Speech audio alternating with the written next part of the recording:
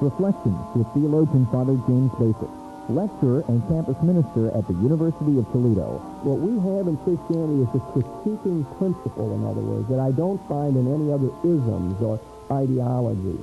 That is a way of calling into question every enslaving sort of institution, every bit of language and doctrine that has a sexist bias to it, for example. Joining Father Bacik in today's Reflections is Eileen O'Brien, who is the pastoral associate at Corpus Christi Parish.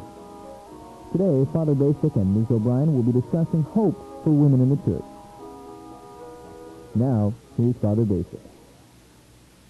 Well, Eileen, since the mail and comment indicates that you're one of the more popular guests I have on this program, I thought I would invite you to come back again and to speak about one of your favorite topics, that is women in the church. I notice most of this fan mail is coming from women, and I presume that they are picking up on some of the strong feminist themes that you have enunciated, but I would like to return to some of that now. Are you game for another conversation on that question? Always my favorite subject. Okay, we're going to... here's the thing I would like to discuss, and that is the fact that some women now think that the church is sort of irretrievably patriarchal, meaning it's so male-centered that there's really no hope for it, that it simply is always going to be sexist, it will always put women down, it will never give them their full rights, and so on. And so some people are leaving, some women are leaving the church on this basis. I suppose the great example around the country, or a woman theologian, is Mary Daly, who has adopted this particular position. And other less famous people, I think, are doing the same sort of thing, simply saying, I can't live in this church because it can't be reformed, because it is, as I said, irretrievably patriarchal or sexist in its orientation. So we might use that as a jumping off point. What I really want to get at is the fact I disagree strongly with that, but I think we ought to at least look at that problem to begin with. Well, it seems to me, I'm sure one of the reasons why people think it's irretrievably patriarchal is because it's a sort of inbred thing that the power structure, those who have the ability to change that, are all men, and seems like the ones who continue to move into that structure sometimes have the same sort of mindset, and so there's a fear that it's just going to keep spiraling. People tend to choose for higher positions people who think the same way they do sometimes, and I'm sure that that's the kind of experience. I certainly have not reached that point. I think that there is hope. I think it's a long, hard struggle yet, however. Mm-hmm. But so you're saying that one reason women think that is because of the sort of a psychology of social organisms, and that, in other words, people at the top will tend to get other people in the system and move them forward if they agree with their thinking. Exactly. So that perhaps the Pope says he wants only bishops who are opposed to women's ordination. And therefore you end up with a hierarchy, or in the Catholic community anyway, where people simply, women are excluded because all those in leadership positions are already opposed to having women ordained priests. Well, I think that there are probably, I know that there are probably bishops who are at least sympathetic to that, but have not really articulated that. They may be more sensitive than others, but are probably fewer in number and haven't really articulated that for one reason or another. And so, I wouldn't want to make a judgment that all bishops at the present moment are of that mindset, but I think that there's definitely, if they have feelings towards allowing women a much greater role in the church, they probably have not really articulated that. Mm-hmm. But the real thrust of your statement is that the institution may well tend in that direction, because people will move up into positions of leadership on the basis of holding the general position of those at the top now. Exactly. Yeah, and I think you look at any institution, look at a corporation, that's, I think the same sort of thing tends to happen. One place that we really see where that doesn't happen is in organizations that are more democratically based, where the people as a whole are able to elect their leaders. and at least in some occasions be able to turn around trends in the particular country or society. Yeah, I think that's where sort of the problem is situated within most church structures, is that doesn't really happen. Unfortunately, the leadership does not just come from the particular community. Well, we know in many of the Protestant churches and our Protestant friends, women have moved up in the organizations and have been ordained and are in clear leadership positions. But I also notice in communicating with them that they also feel the problem very deeply. I know one Lutheran woman who became a pastor. Of course, she couldn't be ordained because she already had a congregation. But even after she was ordained, found great resistance at the other end of the spectrum, that is, from the people in the congregation, people who didn't seem to want to accept her. And she had the same sort of analysis. Hey, there's not a lot of hope here. In fact, I think she had to leave that congregation because she kept feeling like she was hitting her head against a brick wall, that the mindset was simply there that only males are really to be trusted in the priest position, and they would only want to go to the male members of the team, and she felt isolated, even though she had achieved sociological status, even though she had made it in the structure. She felt that at the other end she wasn't getting that kind of support. I would feel that some of that could be turned around, but I think she felt the need to leave the congregation. I think sometimes there's, the struggle goes on, and sometimes you feel like you're up to that kind of struggle, and sometimes after a while, it seems like, maybe a lot of your own strength and a lot of your own ability to really serve in that circumstance has just been drained. And so, maybe the best thing is to move on to some other situation. And I think there's sort of, it's difficult to decide, how much longer can I continue to fight. So that's a very insightful point, I think. I think it gets right at the psychology of many people, that it's not so much maybe that they think essentially the institution can't change. It's just that their own energy level is now drained, that they can't sustain the fight, or maybe they don't see any reason to sustain it when they could do it elsewhere. So that some women, I suppose, leave the Catholic Church and become members of other Protestant churches where they are able to move forward or don't feel so isolated and alienated. And some, I think, move into other circles where they try to perhaps serve in governmental positions or as a social worker. And many of these women, I think, have a real social sense or a desire to serve or do good for others. And so they simply look for another setting for it, perhaps in education, perhaps in social work or in governmental work. I think that's, in my estimation, that's one of the sad points of that kind of, certainly those people are very useful in the positions that they're in, but one of the problems I see with that is the sense that it's difficult that we've lost.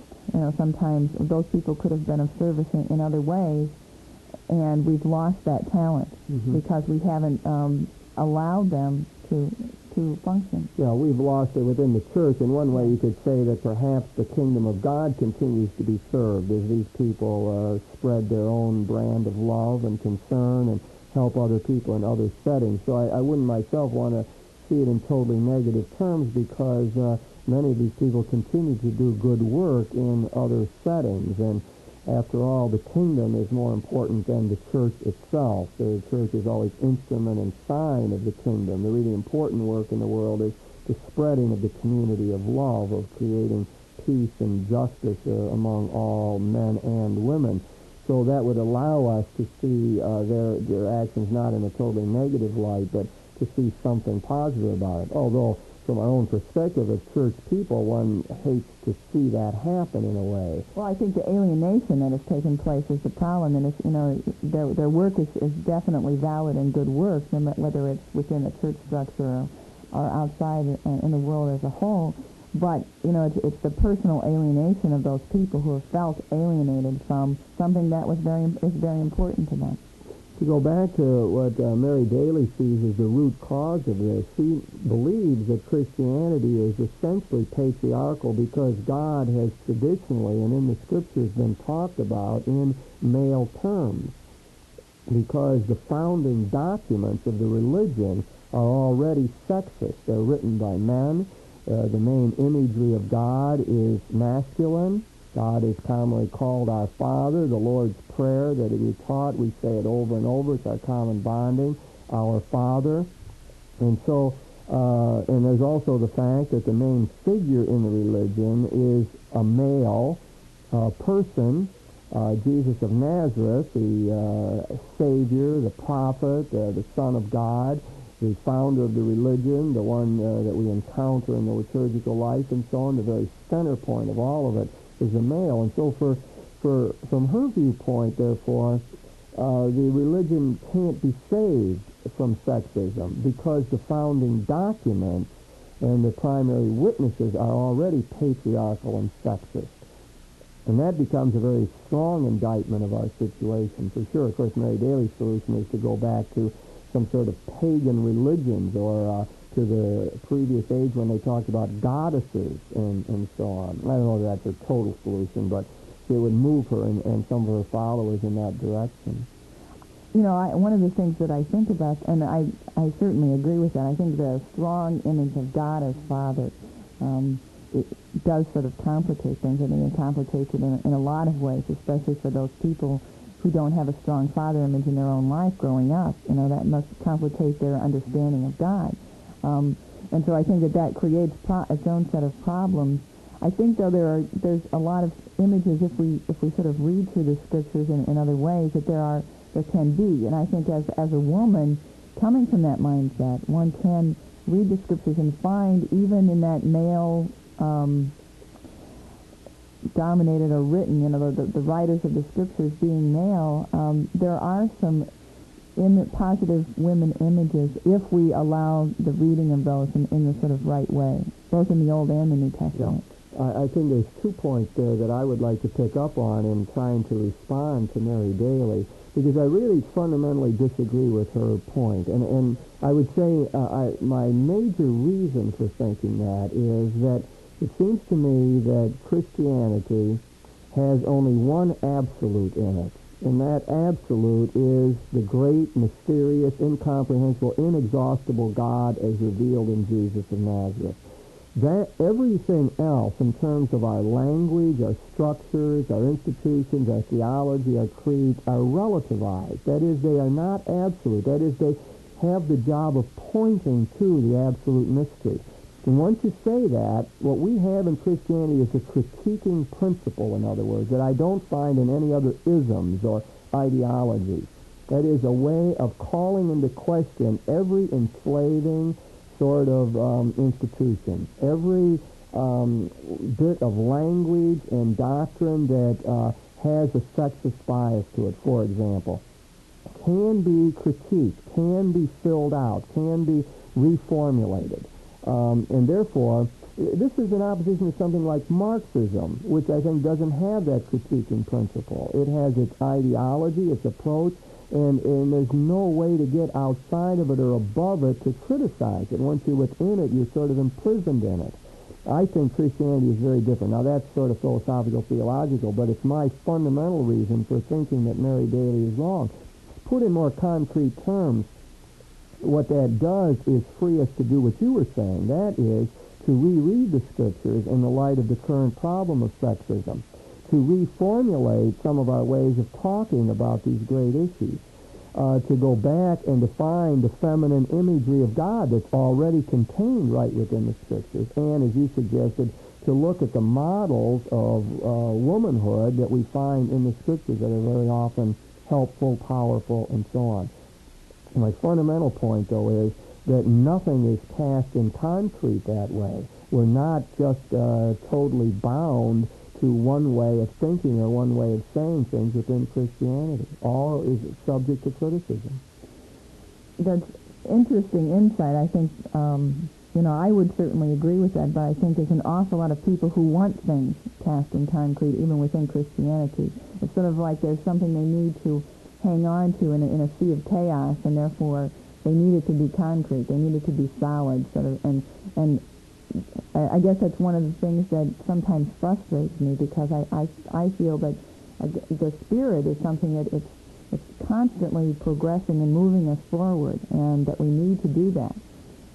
One of the things that's happening along this line is that a lot of women scholars who are not leaving the church are doing this good work and are looking back at the tradition once more and finding interesting things. We heard that talk by Joan Marie Smith, and where she brought up some of these ideas. Now, I just want to take the one that she used about Hagar. Remember, Hagar is Sarah's slave and Abraham's concubine, and the mother of Ishmael. Now, I mean, if people know that story at all of Abraham, it's sort of in that way, where Sarah dismisses Hagar and wants to get rid of her and so on. And she's probably, if people know the name at all, Hagar, it's connected with that. But what these people say is go back and read that passage carefully and try to keep an open mind about this woman Hagar. Your first reaction is, well, she was nothing but a slave woman and a concubine to Abraham. She's a nothing person and is dismissed. But you go back and read in the 16th chapter of Genesis, and you find some interesting things there. And I'm not going to read the whole section, but certain parts of it. It says, the angel of Yahweh met Hagar near a spring in the wilderness. And he said to Hagar, where have you come from and where are you going? She says, I'm running away from my mistress Sarah, she replied. And the angel of Yahweh said to her, go back to your mistress and submit to her. The angel of Yahweh said to her, this is the interesting phrase, I will make your descendants too numerous to be counted.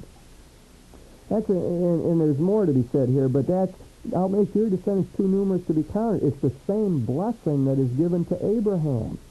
He will have descendants numerous. In other words, what we've got here is Hagar, not just concubine and slave, but Hagar as a matriarch, the mother of a great people, blessed by Yahweh. And my, how different that sounds from the way most of us would have remembered that. That's when a sense of, when we look back at a sort of salvation history kind of thing and look at sort of great figures of faith, people who have sort of led us, Abraham comes to mind and many of those. And I think that's exactly because those are the sort of dominant images that we've been taught. And there is a need to really go back and sort of reread for ourselves and to see those strong female images that are there, and to come to recognize those. It's sort of I suppose the system. We've paid more attention to Abraham, and Abraham certainly, is the dominant figure in the Jewish tradition, and therefore in our Christian tradition as well.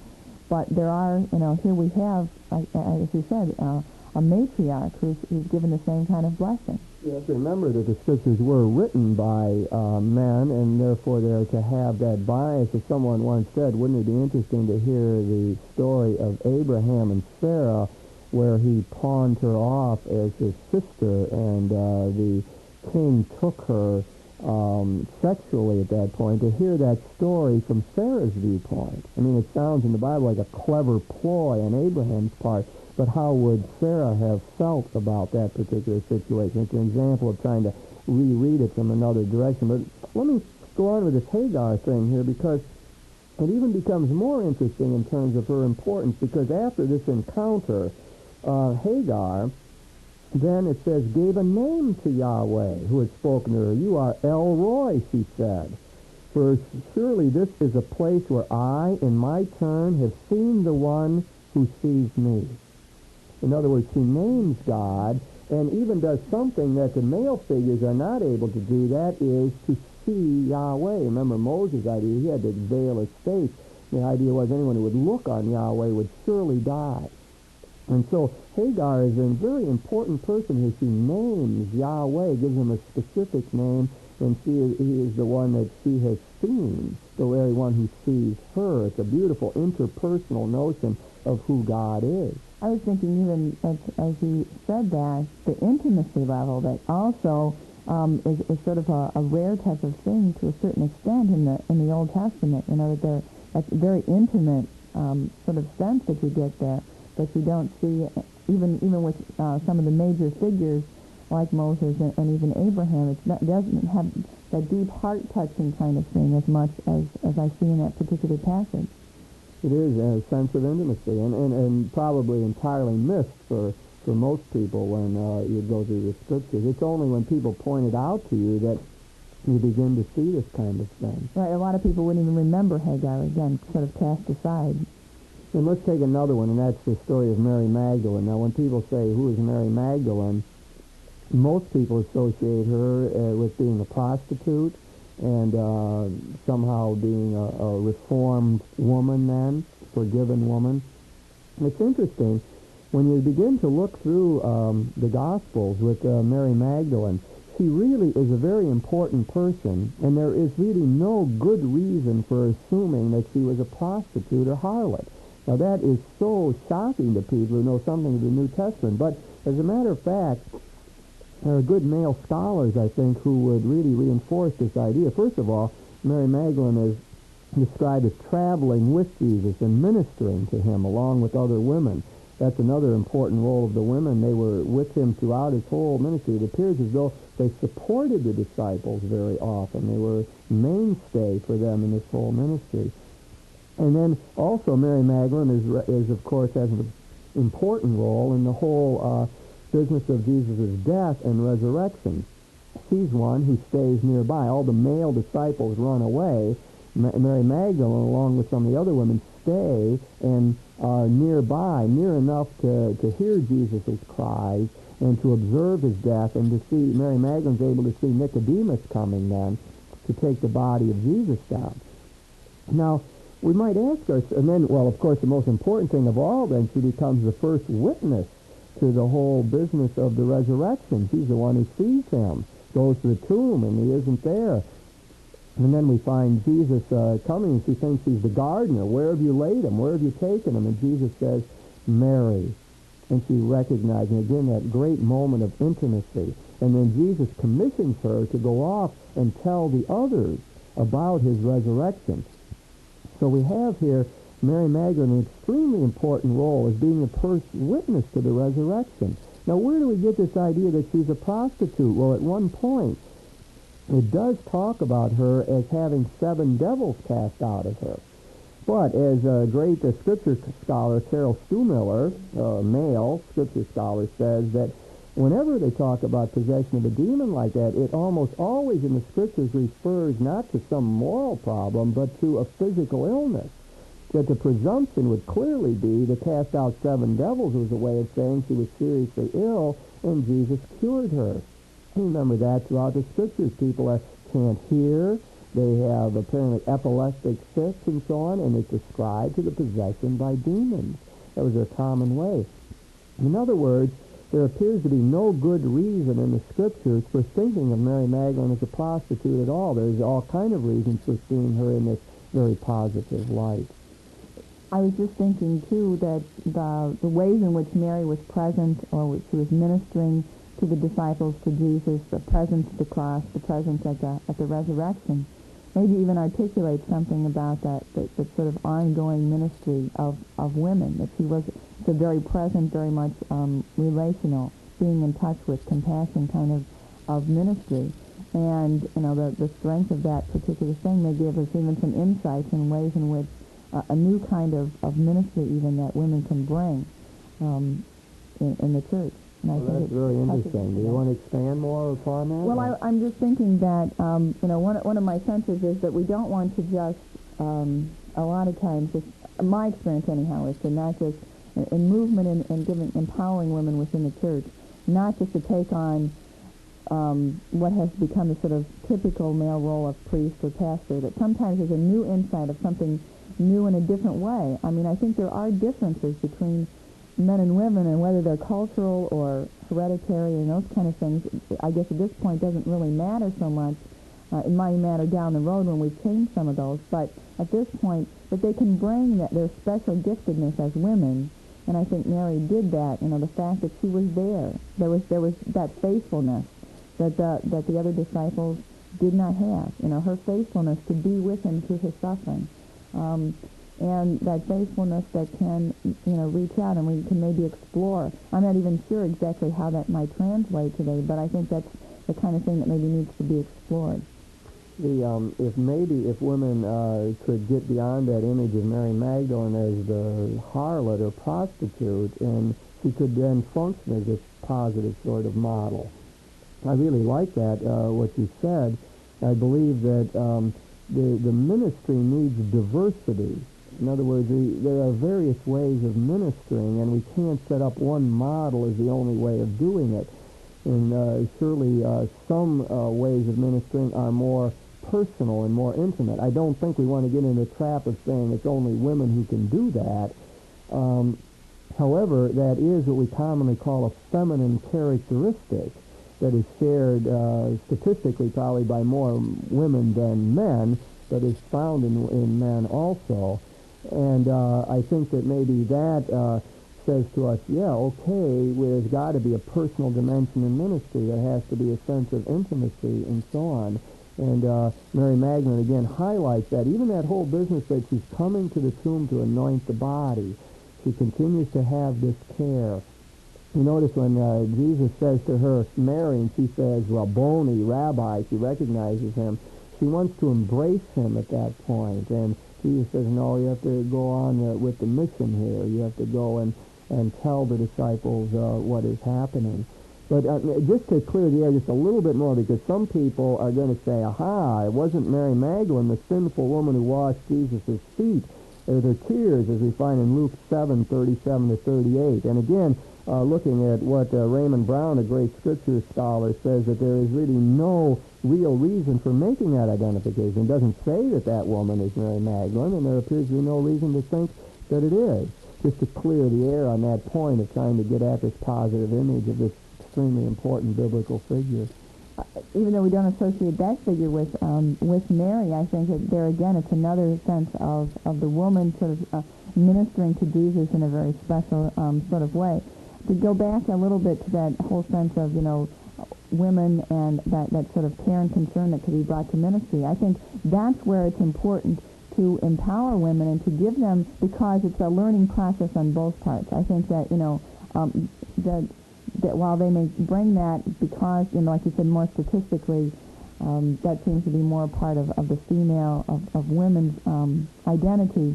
But interacting with women ministers who may have a strong sense on that part, that men and women can learn from each other, and it's only by interacting as equals that I think that kind of learning process that we can take the best of each, that each one has to give and make it a part of ourselves.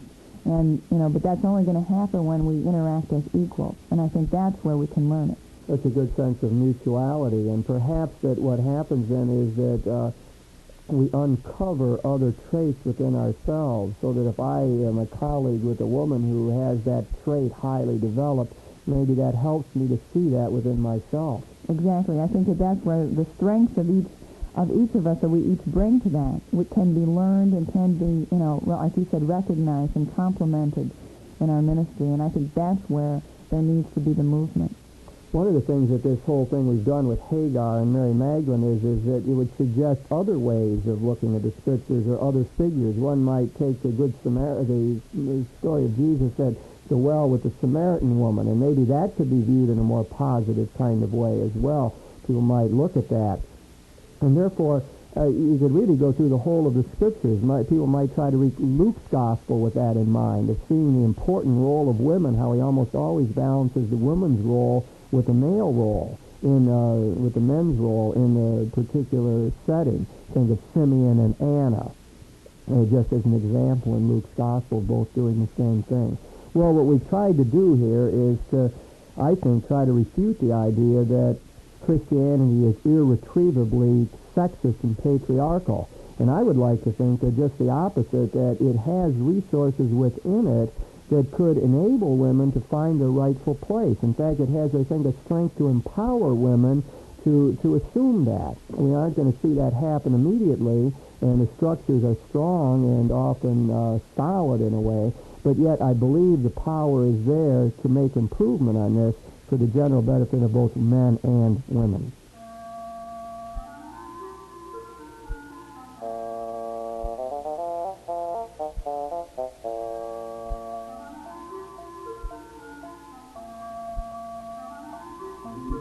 You've been listening to Reflections with your host, theologian Father James Bacik, lecturer and campus minister at the University of Toledo.